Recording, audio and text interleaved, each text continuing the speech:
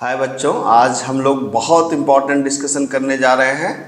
ये डिस्कशन खास तौर से फर्स्ट ईयर वालों के लिए, सेकेंड ईयर वालों के लिए और थर्ड ईयर वालों के लिए बहुत ही इम्पॉर्टेंट डिस्कशन है। हालांकि थर्ड ईयर के लिए थोड़ा सा लेट है अगर उन्होंने अब तक इस रोड मैप को फॉलो नहीं किया है, लेकिन अगर अभी भी चाहें तो ये काम आराम से कर सकते हैं, अभी भी समय है। ठीक है, तो अक्सर ये डिस्कशन होता है, कई बार लोगों को एक पाथवे ही नहीं पता होता है कि हमें मूवमेंट किस तरह से करना है। तो मैं आपको बार बार कहता हूँ कि दुनिया की सबसे महंगी चीज़ है सलाह, और सही समय पे अगर आपको कोई सही सलाह दे दे तो उससे बेहतर कुछ नहीं हो सकता।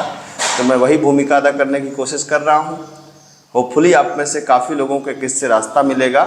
ठीक है, आज का डिस्कशन किस बात पे है? इस बात पे है कि हम लोग डीएसए की तैयारी, भाई आपको पता है कि हायर प्लेसमेंट के लिए डीएसए का डेटा स्ट्रक्चर्स और एल्गोरिथम का आना कितना ही इम्पॉर्टेंट है, ये आपको बहुत अच्छे ढंग से पता है। ठीक है, अब क्या है कि इसको किस तरीके से आप परसू करें। ठीक है, आप कौन से ईयर में हैं मुझे नहीं पता। ठीक है, आप फर्स्ट ईयर में हैं, सेकंड ईयर में हैं, थर्ड ईयर में हैं, लेकिन आपको यही रोड मैप फॉलो करना है। अगर आप फर्स्ट ईयर से ही फॉलो कर रहे हैं तो बहुत अच्छी बात है, इसका मतलब आप समय से शुरुआत कर चुके हैं। लेकिन अगर आपने अभी तक शुरुआत नहीं करी है तो आपको इस रोड मैप को जल्दी से जल्दी फॉलो करना है। ठीक है, तो क्या करना है भाई साहब, हमको सबसे पहले तो सी लैंग्वेज को खूब अच्छे से तैयारी करनी है। जो भी टीचर आपको सी लैंग्वेज पढ़ा रहे हैं फर्स्ट ईयर में, उसको खूब अच्छे से सर को फॉलो करिए, उनके दी गई प्रॉब्लम को करिए, बेसिक कंसेप्ट को समझिए। तो सी लैंग्वेज, अब इसमें बहुत से डिस्कशन, कई लोग इसमें कह सकते हैं कि क्यों नहीं पाइथन, क्यों नहीं, क्यों जावा, क्यों नहीं कोई फलाना लैंग्वेज, क्यों नहीं। लेकिन आप यकीन मानिए, मैं अपने अनुभव के हिसाब से बता रहा हूँ कि सबसे पहले आपको सी लैंग्वेज को पढ़ना चाहिए। हम लोग हमेशा बोलते हैं कि C is the mother language. C language से कंसेप्ट बिल्डिंग में सबसे ज़्यादा आपको हेल्प मिलती है। तो सबसे पहले आपको पढ़ना चाहिए सी लैंग्वेज। सी लैंग्वेज के बाद में आपको हैकर रैंक प्लेटफॉर्म पकड़ लेना चाहिए। इवन इनफैक्ट आपको सी पढ़ते समय ही हैकर रैंक प्लेटफॉर्म पे स्विच कर जाना चाहिए, और जो प्रैक्टिस सर दें उतना तो आप करिए, उसके बाद की प्रैक्टिस आप हैकर रैंक पे करिए। अब हैकर रैंक पे करने का तरीका क्या होगा, मैंने आपके इसीलिए हैकर रैंक खोल रखा है।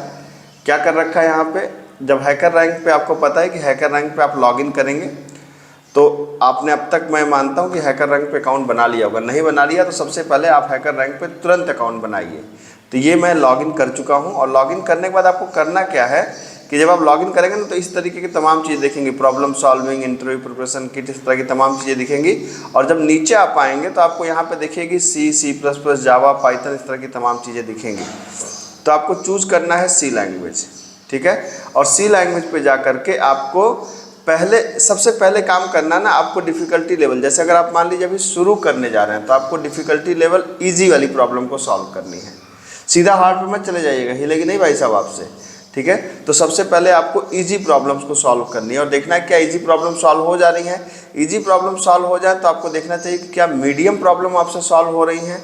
जब मीडियम प्रॉब्लम भी आपसे सॉल्व होने लगे तब आप जाइए हार्ड प्रॉब्लम की तरफ, फिर हार्ड प्रॉब्लम को सॉल्व करिए। सिर्फ यही नहीं, आप यहाँ भी देख सकते हैं कि जैसे आपने यहाँ पे वो भी है, कैटेगरी वाइज भी है कि जैसे कंडीशनल प्रॉब्लम आपको सी में चाहिए, या आप में एरे स्ट्रिंग की प्रॉब्लम्स आपको सी में चाहिए, किस तरह की प्रॉब्लम्स को आप अप्रोच कर रहे हैं।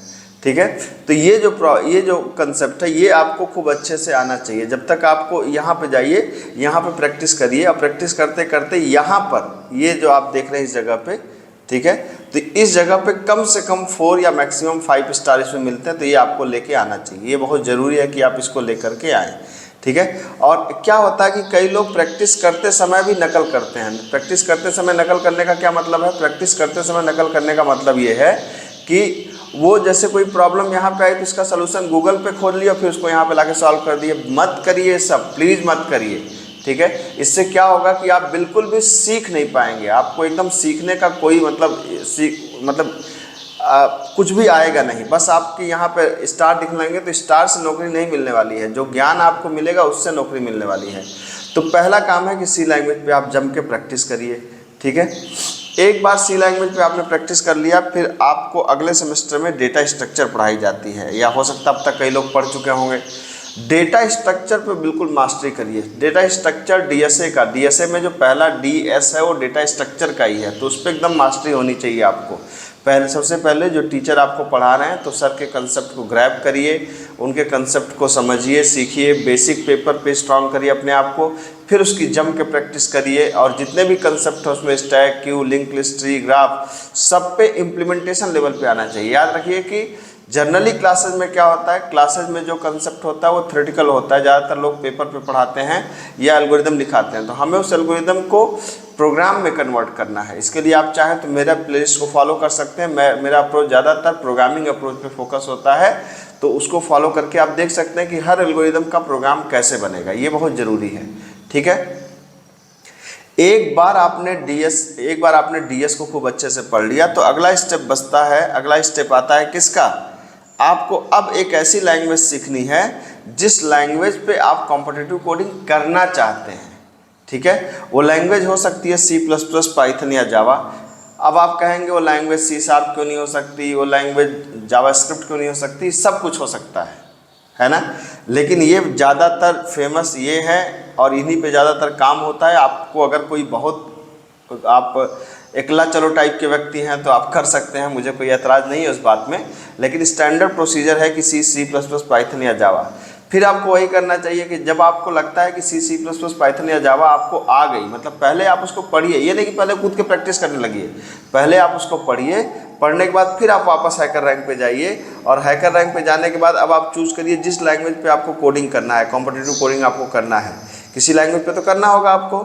ठीक है, तो उस लैंग्वेज पे आप जाइए और उस लैंग्वेज पे जाकर के आपको क्या करना है, उस लैंग्वेज पे जाकर के उस लैंग्वेज को आप चूज़ करिए और आ जाओ भाई 1 मिनट, और उस लैंग्वेज पे भी जा करके आप वापस यहाँ पे जाइए, जैसे आपको C++ में करना है यहाँ पे जाइए, जावा पे करना है यहाँ पे जाइए, पाइथन पे करना है यहाँ पे जाइए और यहाँ पे जाके फिर से आप प्रैक्टिस करिए।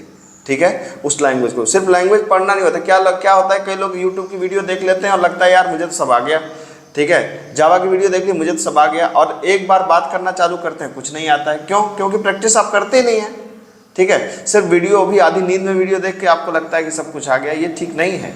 आपको अगर कोई वीडियो आप देख रहे हैं या कहीं लेक्चर आप पढ़ रहे हैं तो उस पढ़ने के बाद उसमें प्रैक्टिस बहुत ज़रूरी है। यही फ़र्क हो जाता है ऑनलाइन में और ऑफलाइन में। ठीक है, करने के बाद यहाँ पर भी प्रॉब्लम्स को आप सॉल्व करिए, कम से कम 4 स्टार 5 स्टार यहाँ पर भी लेके आइए। आप देख रहे हैं यहाँ पे पाइथन पे 5 स्टार मेरा दिख रहा है, तो मैंने भी प्रैक्टिस करी है, आप भी प्रैक्टिस करिए। ठीक है, उसके बाद अगले सेमेस्टर में आप पढ़ने वाले हैं या हो सकता है अब तक कई लोग पढ़ चुके होंगे डिज़ाइन एनालिसिस एंड एल्गोरिथम। बहुत ही इंपॉर्टेंट सब्जेक्ट है, खास तौर से अगर आप कॉम्पिटिटिव कोडिंग की हायर पैकेज की बात करते हैं। हायर पैकेज हम बिना इस सब्जेक्ट के सोच ही नहीं सकते। अब हाँ, जनरली क्लासेस में जो टीचर्स के पढ़ाने का अप्रोच होता है वो थोड़ा सा थ्योरेटिकल अप्रोच होता है, लेकिन वो बेकार नहीं है, वो अप्रोच ठीक है। पहले आपको थ्योरेटिकली ही साउंड होना पड़ेगा। एक बार आप थ्योरेटिकल और पेपर पे साउंड हो गए तो फिर हमको आना चाहिए कि उस पेपर को प्रोग्राम में किस तरीके से कन्वर्ट कर सकें। तो उस पेपर को हमें कन्वर्ट करना है किसमें? प्रोग्राम में।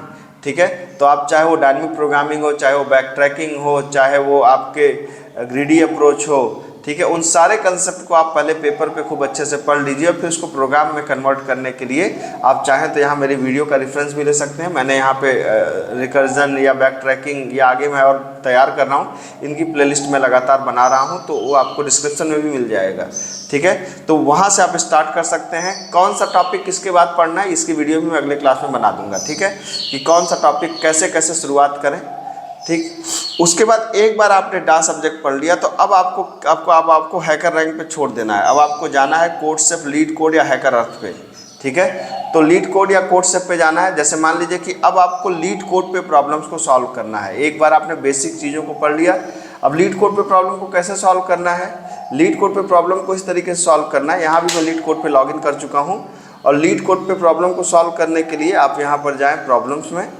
ठीक है, अब प्रॉब्लम्स में जाने के बाद यहाँ पर आप देखेंगे, यहाँ पर तमाम जो है ऑल टॉपिक्स है, यहाँ पे सारे हमारे, यहाँ पे देखिए सारे एल्गोरिदम्स लिखे हुए हैं, मतलब किस किस पे आपको काम करना है। इसको आप एक बार एक्सपेंड कर लीजिए। ठीक है, मान लीजिए कि हमें ग्रीडी पे प्रैक्टिस करनी है, तो मैं यहाँ पे चला गया ग्रीडी पे इसने 299 क्वेश्चंस को सेट कर रखे हैं। आप गए यहाँ ग्रीडी पे, ठीक है, और ग्रीडी पे जा करके आपने यहाँ पर क्लिक कर दिया। अब जितनी भी प्रॉब्लम्स आएंगी वो ग्रीडी की प्रॉब्लम्स आपके सामने आएंगी। ठीक है, यहाँ भी जो डिफ़िकल्टी लेवल है, ये देखिए ग्रीडी की सारी प्रॉब्लम्स आ गई। वह यहाँ भी सारी प्रॉब्लम्स को आप मत उठाइए, यहाँ पे उन प्रॉब्लम्स को उठाइए जो इजी प्रॉब्लम्स हो। शुरुआत में हमें इजी प्रॉब्लम्स को उठाना पड़ेगा। एक बार इजी प्रॉब्लम्स को हम लोग अगर हिला पाए तो फिर हमें तब मीडियम पे जाना चाहिए, और मीडियम को हिला पाए तब हमें हार्ड पे जाना चाहिए। ठीक है, तो आप यहाँ पे आपको करना क्या है कि पहले आपको अपनी सेलेक्ट करनी है एल्गोरिदम। एक बार आपने एल्गोरिदम सेलेक्ट कर लिया, एल्गोरिदम आपको मिल जाएगी यहाँ से, और एल्गोरिदम एक बार मिल जाती है तो यहाँ से आप देख सकते हैं यहाँ पे डिफ़िकल्टी लेवल है इजी। तो पहले इजी वाली प्रॉब्लम्स को आपको सॉल्व करना है, रैंडमली मत उठाइए, क्योंकि आप देख सकते हैं कि यहाँ पर भी इतने तरह की एल्गोरिदम है। आप 2, 4, 6, 10 की बात कर रहे होंगे, देखिए इतने तरह की इसने अलग अलग कैटेगराइज कर रखा है, बहुत ही डिटेल्ड में इसने बना रखा है। तो यहाँ पर जाइए, जिस भी टॉपिक पे जो टॉपिक का रोड मैप हो, मैं फिर से कर रहा हूँ, मैं रोड मैप बना दूंगा कि किसको किसके बाद पढ़ना है। वहाँ पर जा करके आपने इसको पढ़ना है, और कम से कम 15-20 प्रॉब्लम बचे। मैं ये नहीं कर रहा है कि आप अगर 299 है तो 299 सॉल्व कर लीजिए, मैं कर रहा हूँ 20, 25, 30, 40 प्रॉब्लम, कम से कम 20-25 प्रॉब्लम हर टॉपिक पे सॉल्व करिए। ठीक है, एक बार आपने सॉल्व करना स्टार्ट कर दिया, एक बार आपने सॉल्व करना स्टार्ट कर दिया, तब आपको क्या करना है, आपको यहाँ पर देखिए मैंने यहाँ पे दिखाया कि फिर आपको कंटेस्ट में पार्टिसिपेट करना है। ठीक है, तो मैं बार बार इस चीज़ पे भी फोकस करता हूँ कि आप अपना एक ग्रुप बनाइए 3-4 लोगों का, या अकेले भी आप पार्टिसिपेट कर सकते हैं। अगर आप यहीं पे देखें लीड कोड पे, तो लीड कोड पे भी अगर आप यहाँ पे ध्यान दें तो यहाँ पर देखिए, यहाँ कंटेस्ट दिखा रहा, वीकली कंटेस्ट 101 है ना। इसी तरीके से आप कोड सेस्ट पे जाएंगे, या हैकर अर्थ पे जाएंगे, या कोडिंग निंजा पे जाएंगे, तो उन सब पे अपने अपने कंटेस्ट चलते रहते हैं। वीकली कंटेस्ट होता है, सैटरडे संडेज को होते हैं, उसमें पार्टिसिपेट करिए।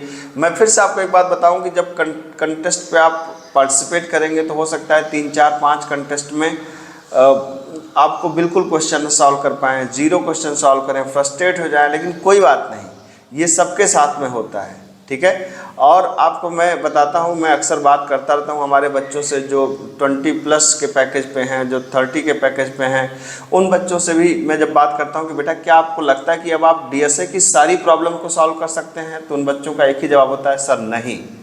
ये कॉन्फिडेंस शायद ही किसी को आता हो, वो अगर किसी को आता है तो ओवर कॉन्फिडेंस है, आप मान लीजिए कि वो कहे कि नहीं कोई भी प्रॉब्लम आप डीएसए की दीजिए मैं सॉल्व कर दूंगा। ठीक है, ये इतना आसान काम नहीं है, हर आदमी को लगता है कि नहीं है, लेकिन हाँ जब हम उसकी प्रैक्टिस करते हैं तो हमें धीरे धीरे एक अप्रोच पता चल जाता है, और हम करते करते उसको कर ले जाते हैं। ठीक है, तो ये पूरी तरीके से प्रैक्टिस आधारित है। सिर्फ वीडियो देख करके, सिर्फ किसी की मोटिवेशन लेक्चर सुन करके आप सोचें कि आप कर लेंगे तो उससे 2 मिनट के लिए तो पंप से हवा हम आपको भर सकते हैं, लेकिन लॉन्ग टर्म के लिए पंप से हवा वो काम नहीं करेगी। तो अगर आप चाहते हैं कि आप खूब अच्छे से तैयारी करें, एक हायर पैकेज को लेकर जाएँ, तो आपको इस रोड मैप को फॉलो करना चाहिए। ठीक है, नेक्स्ट वीडियो में मैं भी बना दूंगा कि क्या टॉपिक्स आपको पढ़ने चाहिए, किस किस तरीके से आपको किस टॉपिक के बाद क्या पढ़ना चाहिए। ठीक है, तो इस रोड मैप को आप फॉलो करें, और आप फॉलो करेंगे तो आप यकीन रखेंगे कि 3 साल, 4 साल, 2 साल बाद जब भी आप निकलेंगे तो आपको याद रहेगा कि धनंजय सर ने कुछ काम की बात बताई थी। तब मेरे अभी कमेंट मत करिएगा, जब 2 साल बाद आपको कुछ फ़ायदा नज़र आए तब मेरे कमेंट बॉक्स में आके थैंक यू सर बोल दीजिएगा। ठीक है, मिलते हैं अगली क्लास में। Thank you so much.